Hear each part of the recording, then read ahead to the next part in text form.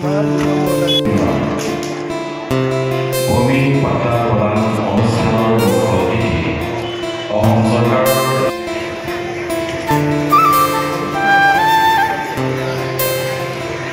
আমাৰ মাজত উপস্থিত হৈছে ভূমি পাট্টা প্ৰদান পৰিবহণ আবকাৰী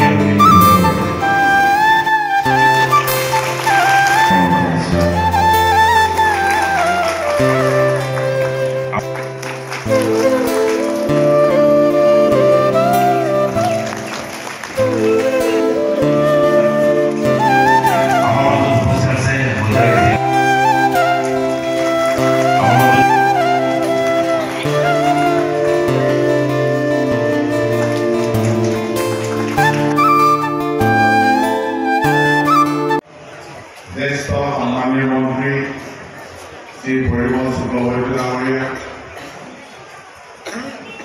লামডিং বিধানসভা সমষ্টিৰ সন্মানীয় বিধায়ক শ্ৰী ভূমিষ্ঠ ডাঙৰীয়া,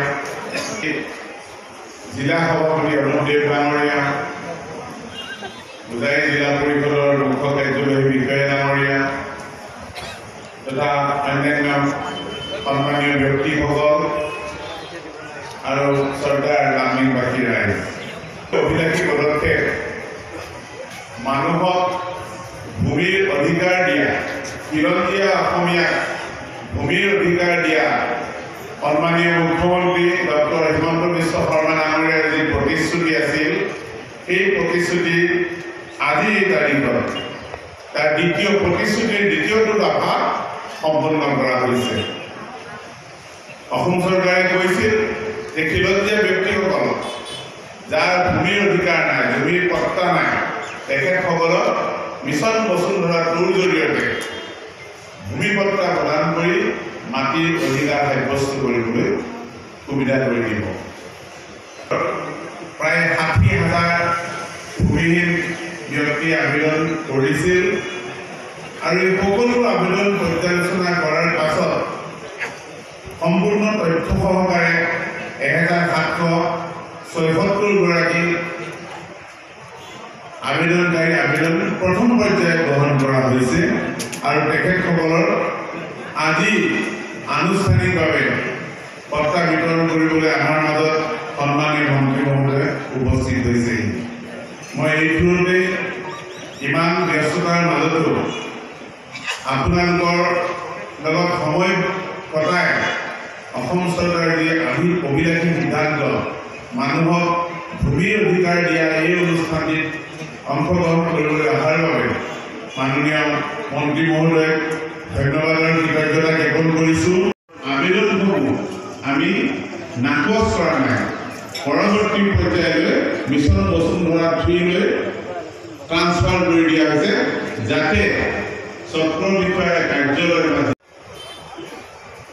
আজি ভূমি পট্টা বিতৰণ হোৱাৰ উপস্থিত আমাৰ শ্ৰদ্ধা ৰাজ্যিক অসম চৰকাৰৰ কেবিনেট মন্ত্ৰী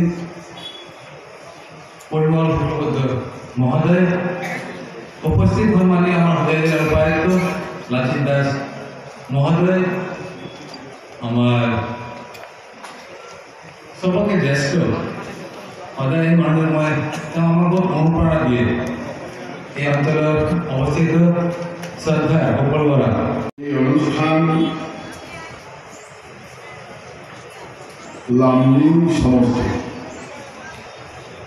আমাৰ হোজাই জিলাৰ লামডিং সমষ্টি, আপোনালোক যিসকল আহিছে পৰম শ্ৰদ্ধাৰ ৰাইজ আমাৰ মঞ্চৰ সন্মুখত বহিছে আৰু আমি কেইগৰাকী আহিছোঁ তাৰ ভিতৰত আপোনালোকৰ খুব ভালপোৱা বিধায়ক এজন শিবুদা, আমিও তেওঁক খুব ভাল পাওঁ, শ্ৰদ্ধা কৰোঁ আৰু আমাৰ জিলাৰ আয়ুক্ত মহোদয় লাচিত দাস ডাঙৰীয়া, আমাৰ জিলাৰ ভাৰতীয় জনতা পাৰ্টিৰ যিজন সভাপতি, তাৰ নেতৃত্বে আমাৰ দল পৰিচালিত হয় হোজাই জিলা। সকলোকে আমাৰ মঞ্চত থকা, আমাৰ সন্মুখত থকা সকলোৰ উদ্দেশ্যে আমাৰ আন্তৰিক শ্ৰদ্ধা, আমাৰ সেৱা, আমাৰ কৃতজ্ঞতা যাচিছোঁ। মূলত আমি জানো যে পৃথিৱীখন ঠিকই আছে, আগুৱাই গৈ আছে তিনিটা কাৰণে, তিনিটা সেক্টৰ লৈ গৈ আছে। এটা হ'ল মা পৃথিৱীত আছে, সেইকাৰণে জীৱকুল আছে, আমি মানুহবিলাক আছে। আৰু মাটি আছে, সেইকাৰণে আমি মানুহবিলাক থিয় হৈ আছো, আমি ইয়াতে সভাত আহিম। আমি প্ৰতিটা জীৱেৰ ভিতৰত যিমান জীৱকুল আছে তাৰ ভিতৰত আমি শ্ৰেষ্ঠ জীৱ, কাৰণ আমি মানুহ।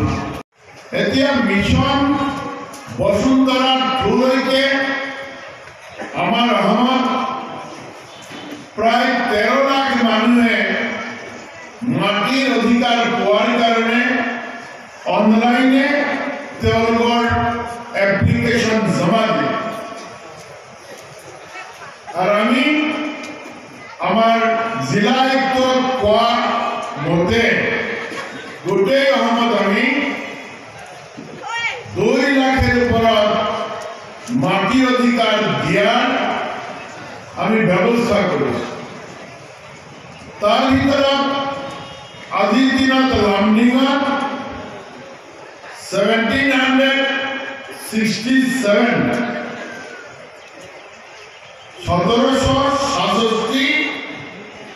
গৰাকী মানুহ মাটিৰ অধিকাৰ। এতিয়া 1767 মাটিৰ অধিকাৰ পাব দেখিবলৈ কি আৰু 2000 হোৱা নাই, ইমান মানুহে আমি এপ্লাই কৰোঁ। এতিয়া এজন যদি মাটিৰ অধিকাৰ পায় তেনেহ'লে তেওঁৰ পৰিয়ালত যিসকল থাকিব সকলেই এই অধিকাৰে যোগ্য বিবেচনা হয়। কাৰণ ভাৰতবৰ্ষৰ এটা আইন আছে, আমাৰ অসমৰ আইন আছে, আমাৰ পৰিয়ালেৰ আইন আছে যে মাটিৰ অধিকাৰ পৰিয়ালেৰ যিজন মুৰব্বী তেওঁৰ ল'ৰা ছোৱালী নাতি নাতিনী সকল মিলি এজনেৰ নামে। ভৱেন হাজৰিকা। আপুনি যে ভূমি পট্টা পালে আপোনাৰ কেনেকুৱা লাগিছে? এতিয়া অসম চৰকাৰক কি ক'ব আপুনি? অসম চৰকাৰে আমাক স্বীকৃতি দিছে, ভূমি দিছে, আমিতো বেয়া বুলি ক'ব নোৱাৰোঁ। কিয় বেয়া ক'ম, ভাল বুলি কৈ আছে। আপোনাৰ নামটো কি? মোৰ নাম ভৱেন হাজৰিকা। ঘৰ ক'ত? এই 2 নং নাৰায়ণপুৰ। ধৰ্মেশ্বৰী হাজৰিকা। আপোনাৰ ঘৰ ক'ত? মোৰ ঘৰ ইয়াত দিনৰ পাৰ্কত যাব লাগে মুদৈনি।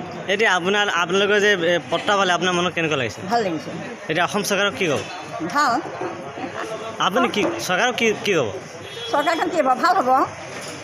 এতিয়া আকৌ যদি হেমন্ত বিশ্ব শৰ্মা ডাঙৰীয়াক আপোনালোকে চায়নে? চাম, কেনে চাম। আপোনাৰ মনত মানে আনন্দ লাগিছে? আনন্দ লাগিছে, বহুত ভাল লাগিছে। বহুত ভাল লাগিছে।